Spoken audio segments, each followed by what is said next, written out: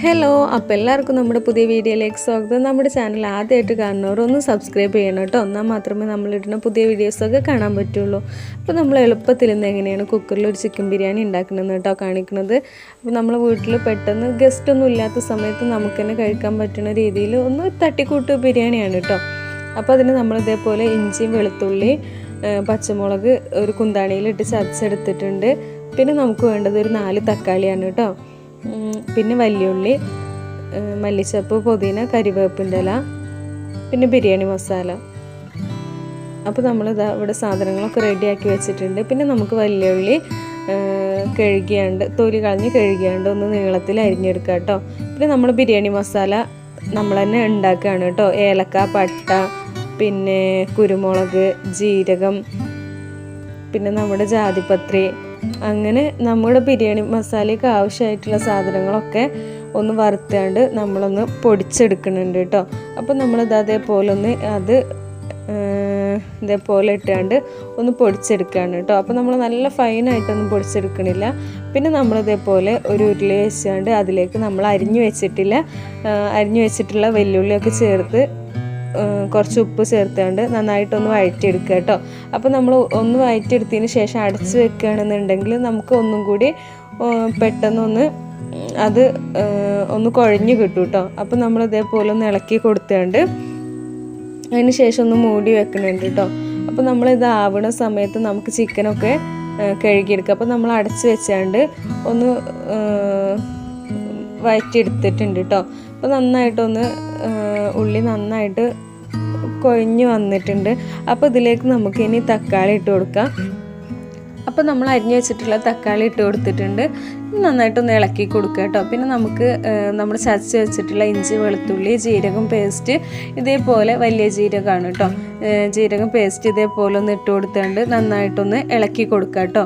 പിന്നെ ഇത് ഇളക്കിയാണ്ട് നമ്മളൊന്ന് ഇതേപോലെ നേരത്തെ പോലെ തന്നെ ഒന്ന് മൂടി വെച്ചിട്ടുണ്ട്. അപ്പോൾ നമ്മൾ ഈ ആവി കിടന്നുകൊണ്ട് ഒന്നും കൂടി ഒന്ന് നന്നായിട്ട് കൊഴിഞ്ഞു വരും. പിന്നെ നമ്മൾ ചതച്ച് വെച്ചിട്ടുള്ള പച്ചമുളക് ആണ് കേട്ടോ ഇപ്പോൾ ഇട്ട് കൊടുത്തത്. അപ്പം നമ്മൾ നന്നായിട്ടൊന്ന് ഇളക്കി കൊടുക്കുക. അപ്പോൾ നമുക്ക് പിന്നെ ആവശ്യമുള്ളതെന്ന് പറഞ്ഞാൽ കരിവേപ്പിൻ്റെ ഇല, പിന്നെ നമ്മുടെ മല്ലിച്ചപ്പ്, പുതിന അരിഞ്ഞത് അതും കൂടി ഇട്ട് കൊടുത്തിട്ടുണ്ട് കേട്ടോ.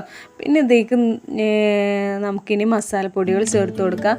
നമ്മൾ മഞ്ഞൾപ്പൊടി, പിന്നെ നമ്മുടെ ഒരു ബിരിയാണി മസാല പൊടിച്ചിട്ടുണ്ടായിരുന്നില്ലേ, അതിന്ന് ഒരു 3 സ്പൂണും നമുക്ക് ചേർത്ത് കൊടുക്കാം കേട്ടോ. 3-3.5 സ്പൂണോളം നമ്മൾ ചേർത്തിട്ടുണ്ട്. ഇത് നന്നായിട്ടൊന്ന് വഴറ്റിയെടുക്കുക. പിന്നെ നമ്മൾ കുരുമുളക് പൊടിച്ചത് അത് നമ്മൾ എരിവിനനുസരിച്ചാണ് ചേർത്ത് കൊടുക്കേണ്ടത്. അപ്പോൾ നമ്മൾ ഒരു 4 സ്പൂണ് കുരുമുളക് പൊടി ചേർത്തിട്ടുണ്ട്. നമ്മളിതിൽ മുളകും പൊടി അങ്ങനെ ഇട്ടിട്ടില്ല കേട്ടോ. കുരുമുളക് പൊടിയും പിന്നെ നമ്മുടെ പച്ചമുളക് ചതച്ചതുമാണ്. കുട്ടികൾക്കൊക്കെ കഴിക്കാൻ വേണ്ടിയിട്ട് അങ്ങനെയാണ് കേട്ടോ. ആവശ്യമുള്ളവർക്ക് മുളക് പൊടി, പിന്നെ അതുപോലെ തന്നെ ചിക്കൻ മസാലയൊക്കെ ചേർക്കുക. പിന്നെ ഇതിലേക്ക് ഒരു 3 സ്പൂണ് ലെമൺ ജ്യൂസ്, നാരങ്ങ നീരും, ഒരു 3 സ്പൂണ് തൈരും നമ്മൾ ഒഴിച്ചു കൊടുത്തിട്ടുണ്ട് കേട്ടോ. അപ്പോൾ അതാ നമ്മുടെ മസാല റെഡി ആയിട്ടുണ്ട്. ഇതിലേക്ക് നമുക്ക് കഴുകി വൃത്തിയാക്കി വെച്ചിട്ടുള്ള ചിക്കൻ ഇട്ട് കൊടുക്കാം കേട്ടോ.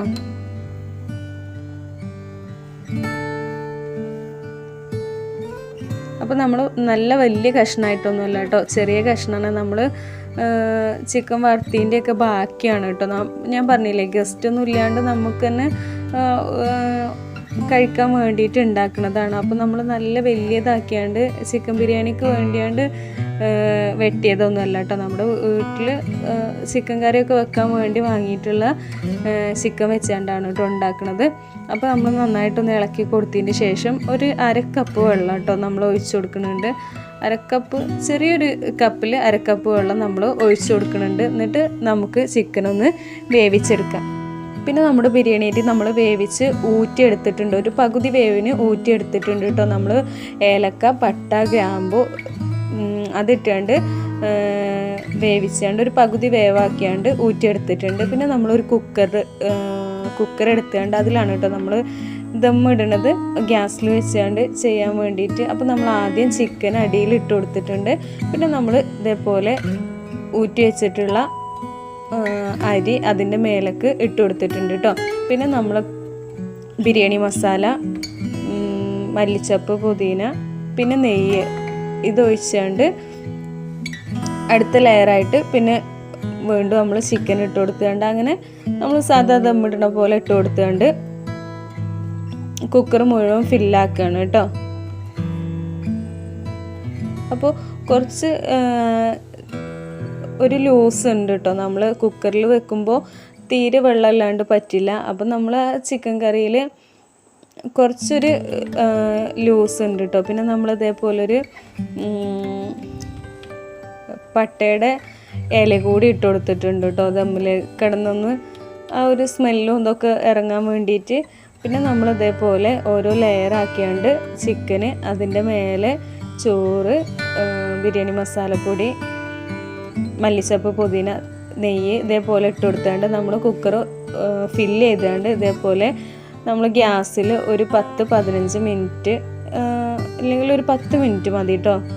അപ്പോൾ നമ്മൾ കുക്കറിൻ്റെ ആവിയൊക്കെ പോയതിന് ശേഷം തുറന്നുകൊണ്ട് നമ്മൾ ദമ്മിട്ട് വെച്ചിട്ടുള്ള ബിരിയാണി റൈസും ചിക്കനും നന്നായിട്ട് മിക്സ് ചെയ്യുക കേട്ടോ.